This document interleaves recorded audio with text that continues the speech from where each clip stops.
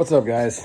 So it has recently come to my attention that there may be other people out there who are having similar issues to what I've had on my car. Similar places of rust, problems they've had to fix that were much like mine. There's a lot of people that probably would have taken my car in the shape that it was in and probably scrapped it. I mean, it's pretty bad. It's pretty bad in places. If you guys watch the videos at all I posted or any of the pictures and stuff, and some of the stuff I've had to deal with, yeah. So I had to put in a new frame rail. So I say frame rail, unibody cars, where the frame rail runs down from the front of the car, all the way down to where the transmission crossmember bolts to. My car, someone had broken the bolt off at one point in time in its history, and at the time thought, let's just weld in the crossmember. I mean, that'll work, right? And I'm sure it worked fantastic for many, many years. That was, of course, until that particular spot that was welded rotted out. And I posted some pictures. I'll try and throw some videos, some more pictures up with this video when I do it. But I just wanted to show you guys where I'm at. I'll forewarn you, if you've seen anything I've done, I am not a professional body guy. This is literally the first time I've ever done this. I've had some welding experience in the past, and I understand how this stuff goes together, even if not pretty. So I'll give you guys a little rundown of what I was going to do today. I was going to videotape most of this, but I had a friend come over and give me a hand with it, and just not enough hands and too much shit. So let's see if I can get this thing. So, all right. And so section of flooring here was a little bit punky. This was the piece that was underneath where the frame rail came down through. Some of the pictures I posted show where I just kind of set it in here. I'm not done with this yet. This is just kind of rough in here, but you can see I got to finish welding around the edge here. But you can see where this piece relates to the frame itself, that frame structure, because these are the spot welds, and along the edges of it where I welded it together to this piece of steel. And this is 16 gauge steel. I use heavier steel than what the factory used, and that in itself has been its own challenge, because you're trying to weld two pieces of steel, two pieces of sheet metal together that are different thicknesses.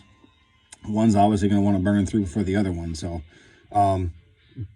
yep, that's been a learning curve. That's been fun.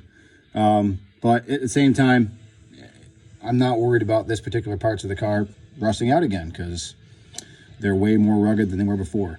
So this is the top section, spot welds. These are all spot welds that got drilled out when I took out the old subframe.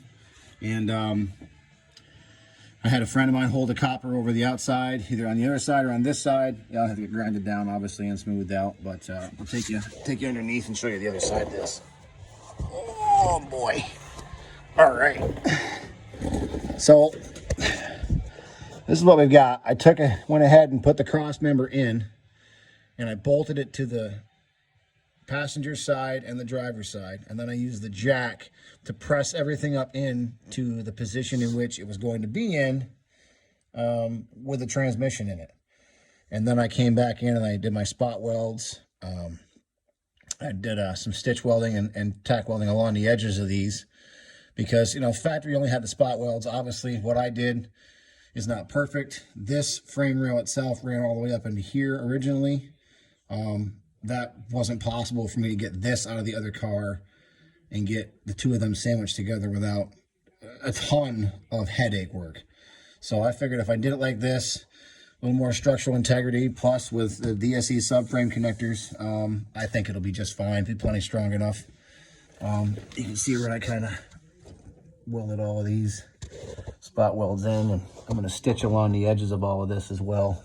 Sheet metal screws, guys. Sheet metal screws are your friend as a welder. Let me tell you right now, because at times you can't get two pieces of metal sandwiched together like you want them to.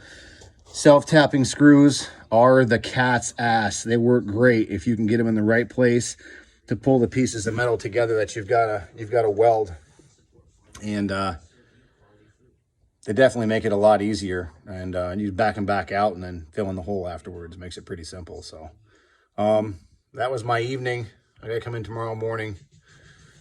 I probably gotta get in the house and be a husband for the rest of the day. It's 8:30. So yeah, I'll take some more video if possible, more pictures, and I'll post it sometime in the next week or so. So keep working on them. Like, don't give up on them. Like, this car was pretty bad. And if it wasn't so sentimental to me, if this car didn't mean so much to me with my dad and everything, then yeah, I don't think I would have kept it. I think I would have scrapped it and found a more solid donor. But I'm happy now. I'm proud of myself as far as saving it and knowing that this car is going to be structurally sound afterwards, and it's going to need to be, because I'm probably going to beat the ever-living crap out of it. I mean, that's what it's for, right? Have fun. All right, guys, have a good one.